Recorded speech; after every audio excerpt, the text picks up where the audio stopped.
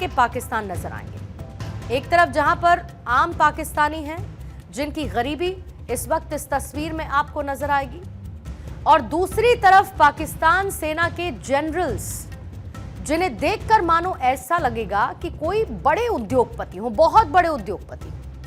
इन दोनों ही तस्वीरों का एक दूसरे के साथ डीप कनेक्ट है, गहरा संबंध है। पाकिस्तान एक तस्वीर को दिखाकर दुनिया के सामने भीख मांगता है, हाथ फैलाता है, और भीख में मिले हुए पैसों से यही सेना के जनरल्स अपने घरों में इटालियन मार्बल्स लगवाते हैं, लंदन सवील रोके सूट पहनते हैं, महंगी महंगी गाड़ियां भी खरीदते हैं। भारत और पाकिस्तान तनाव के बीच आईएमएफ ने पाकिस्तान को कर्ज देने का ऐलान किया।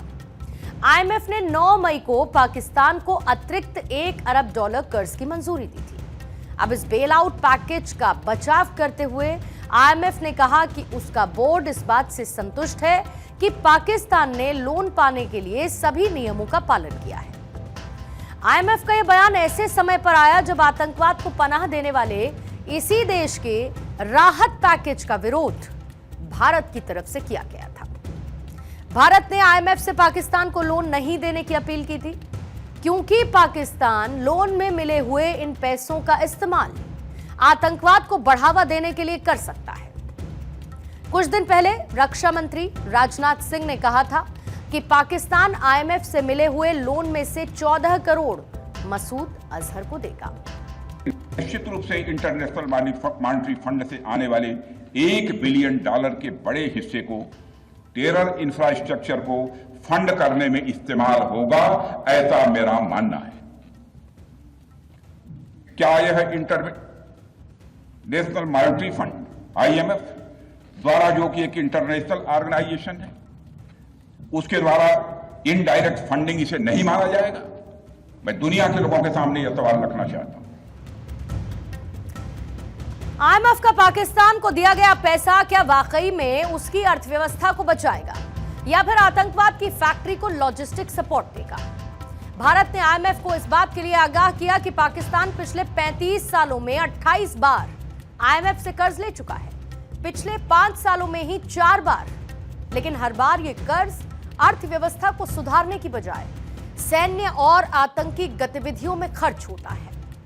साल 2021 की एक यूएन रिपोर्ट में यह साफ कहा गया है कि पाकिस्तान की सेना वहां की सबसे बड़ी आर्थिक ताकत है, जो कि स्पेशल इन्वेस्टमेंट फैसिलिटेशन काउंसिल जैसे ढांचों के जरिए देश की इकोनॉमी पर कब्जा जमा चुकी है।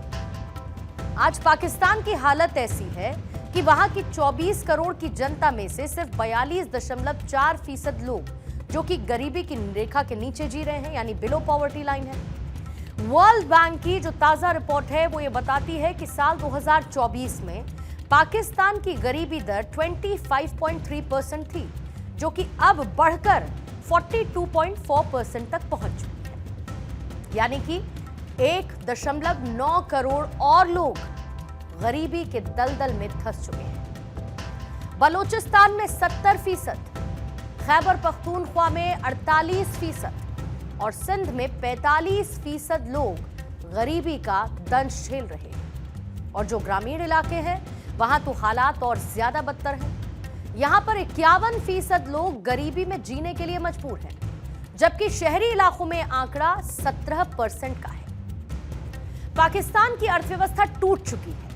2022 और 24 का आर्थिक संकट, बाढ़ और 38% तक पहुंची इनकी महंगाई दर, जिसने जनता की कमर तोड़ दी।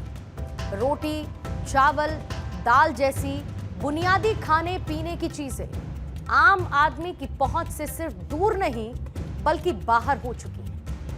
40% बच्चे ऐसे हैं जो कि कुपोषण का शिकार हैं और 2 करोड़ से ज्यादा बच्चे स्कूल ही नहीं पहुंच सके। वर्ल्ड बैंक का कहना है कि पाकिस्तान की प्रति व्यक्ति आय पूरे के पूरे दक्षिण एशिया में सबसे लोवेस्ट है।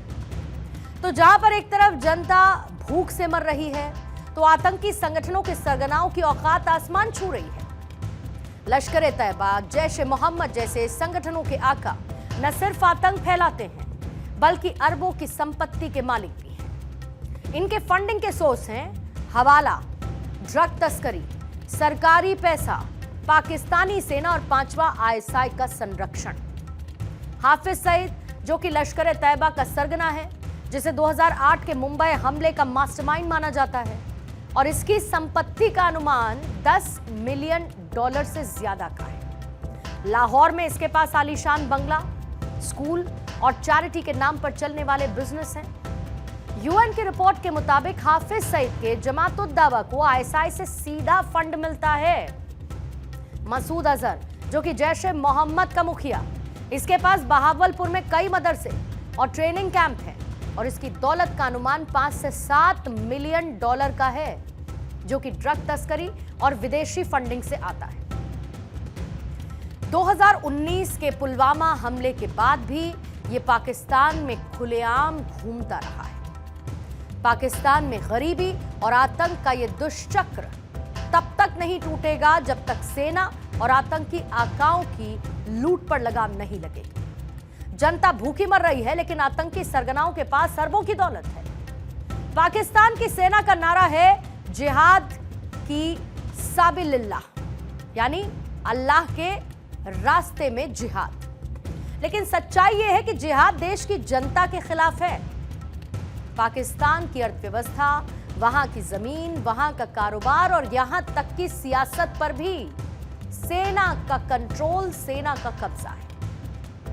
SIFC यानी कि स्पेशल इन्वेस्टमेंट फैसिलिटेशन काउंसिल के जरिए सेना ने देश की आर्थिक नीतियों को अपने हाथ में ले लिया है, यानी कि उसके कंट्रोल में। और ये वही SIFC है जिसके तहत सेना विदेशी निवेश से लेकर खनन और कृषि तक हर एक क्षेत्र में दखल अंदाजी कर रही है। 2025 की एक रिपोर्ट के मुताबिक पाकिस्तान की सेना और उससे जुड़े हुए संगठन देश की 60% से ज्यादा जमीन और संसाधनों पर कब्जा किए हुए हैं। फौजी फाउंडेशन, आर्मी वेलफेयर ट्रस्ट और डिफेंस हाउसिंग अथॉरिटी जैसे संगठन अरबों रुपए की संपत्ति के मालिक हैं। इनके पास real estate, cement factories, fertiliser plants और यहां तक कि बेकरी और पेट्रोल पंप तक है। अब आप जरा सोच कर देखिए, क्या सेना का काम देश की रक्षा करना है या फिर बिजनेस चलाना है? पाकिस्तान की GDP का 18% हिस्सा रक्षा बजट को जाता है, जो कि भारत के 13% से कहीं ज्यादा है। लेकिन यह पैसा जाता कहां है? सेना के आलीशान बंगलों, जनरल्स की लग्जरी गाड़ियां और विदेशी बैंक में उनके खातों में। साल 2024 में कराची स्टॉक एक्सचेंज के नंबर्स ये बताते हैं कि सेना से जुड़ी हुई कंपनियों का मार्केट शेयर 30% से ज्यादा का है। फौजी, फर्टिलाइजर और मैरियट होटल्स जैसे ब्रांड सीधे सेना के कंट्रोल में है। और पाकिस्तान की 24 करोड़ जनता में से 42% लोग गरीबी की रेखा से नीचे हैं। 2025 में महंगाई दर 22% तक पहुंच गई और रोटी, चावल, दाल जैसी बुनियादी चीजें आम आदमी की पहुंच से बाहर हो गई। लेकिन सेना के लिए लाहौर और इस्लामाबाद में golf course, luxury housing societies और विदेशी छुट्टियां, इसमें कोई कमी नहीं। पाकिस्तानी सेना का सबसे बड़ा खेल है आतंकवाद को पनाह देना। ISI और सेना मिलकर लश्कर तैयबा, जैश-ए-मोहम्मद जैसे संगठनों को, जैसे आतंकी संगठनों को फंड करती है। साल 2021 की यूएन रिपोर्ट में यह साफ कहा गया कि पाकिस्तान की सेना आतंकवाद को एक हथियार के तौर पर इस्तेमाल करती है। ऑपरेशन सिंदूर में भारत ने जिन आतंकी ठिकानों को निशाना बनाया, वो सेना के संरक्षण में चल रहे थे, और बावजूद इसके IMF ने पाकिस्तान को कर्ज दे दिया, जिसका बड़ा हिस्सा सेना के हाथों में ही जाएगा। भारत ने FATF, UN जैसे मंचों पर बार बार कहा कि पाकिस्तान की सेना आतंकवाद और आर्थिक लूट का गठजोड़ है। भारत ने IMF को चेताया कि उनका कर्ज आतंकवाद को बढ़ावा देगा, यह आतंकवाद के लिए इस्तेमाल होगा। लेकिन वैश्विक शक्तियों की चुप्पी सवाल उठाती है, and it is unfortunate. Pakistan में आतंकी बस्तियां अब आम बात हो चुकी है, और भारत जब इन आतंकी बस्तियों पर कार्रवाई करता है, तब ये आतंकी किस तरीके से अपने बिल से भागते हैं, इसका एक उदाहरण आप वहां के ही एक मौलाना की इस तकरीर से समझ सकते हैं। ये सब सुनने के बावजूद आज आईएमएफ को यह तय करना होगा कि वो पैसा किस लिए दे रहा है।